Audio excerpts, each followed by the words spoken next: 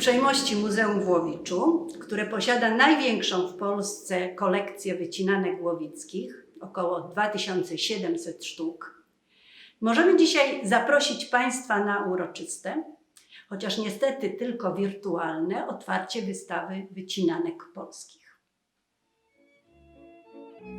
Wycinanki, a więc ozdoby wycinane z papieru, możemy od stuleci spotkać w różnych kulturach. Na przykład w kulturze chińskiej czy w kulturze żydowskiej. W Polsce wycinanki występowały tylko w niektórych rejonach, głównie w środkowej i wschodniej Polsce, i z czasem wytworzył się specyficzny styl pozwalający odróżnić wycinanki poszczególnych regionów. Trudno jest ustalić precyzyjnie początki tej dziedziny twórczości. Prawdopodobnie kolorową wycinankę poprzedziły w połowie XIX wieku papierowe, białe takie firaneczki w oknach wiejskich chałup, które były wycinane w ażurowe wzory.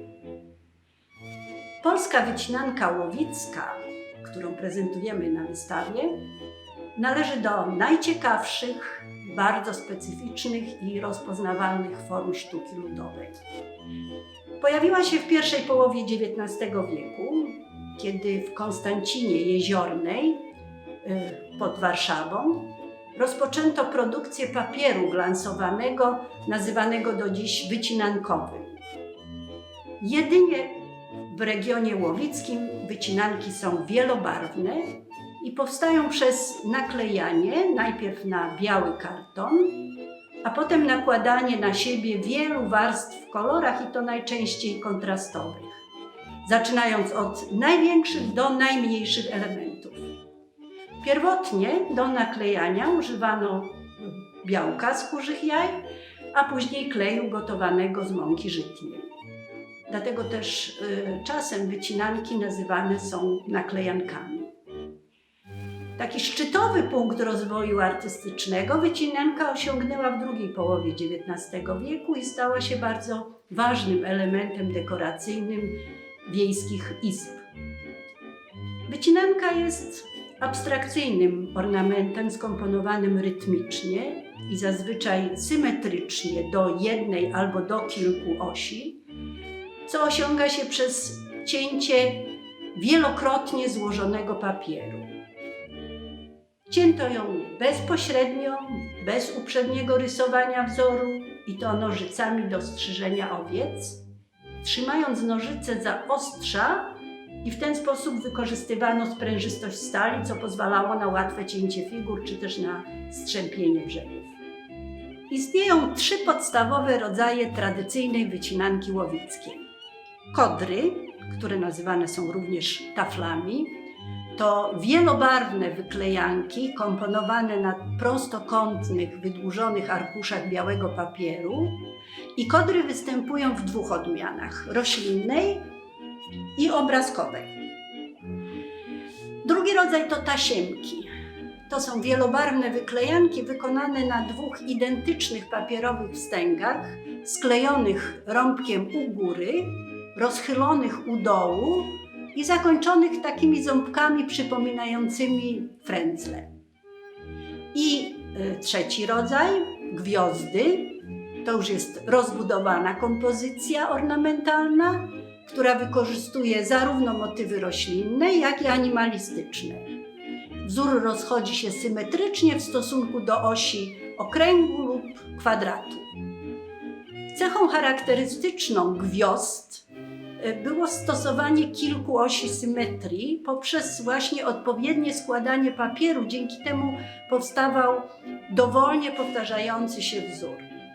A nazwa tego typu wycinanki pochodzi od jej kształtu, który idealnie wpasował się w środek podobizny gwiazdy betlejemskiej noszonej przez kolędników w okresie świąt Bożego Narodzenia.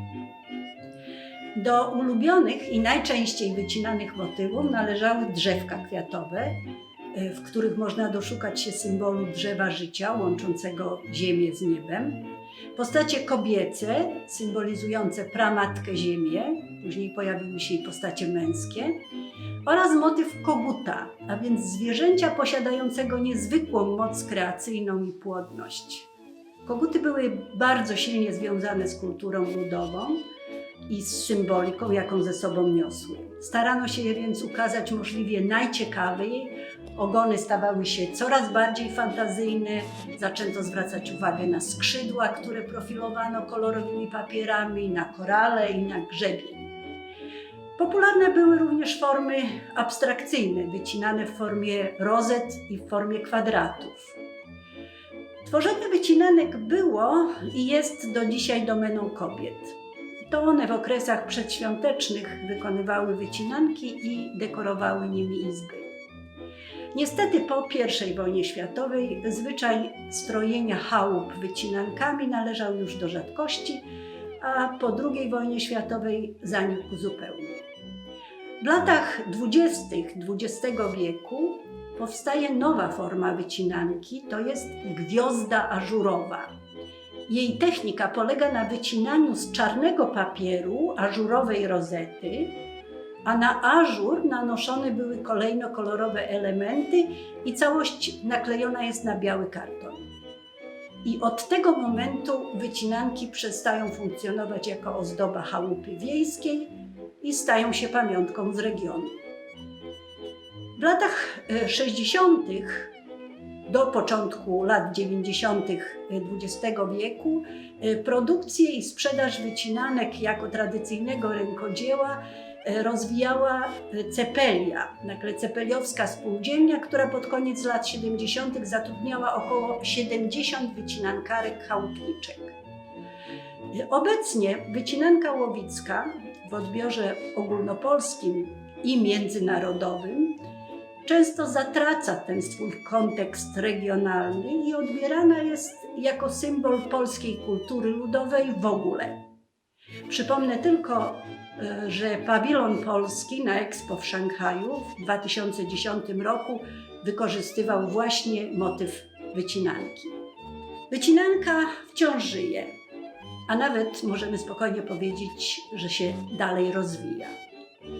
Po obejrzeniu naszego krótkiego filmu instruktażowego, nagranego przez naszą przewodniczącą, możecie Państwo sami spróbować sił w tej kreatywnej zabawie i przyczynić się do zachowania tej tradycji.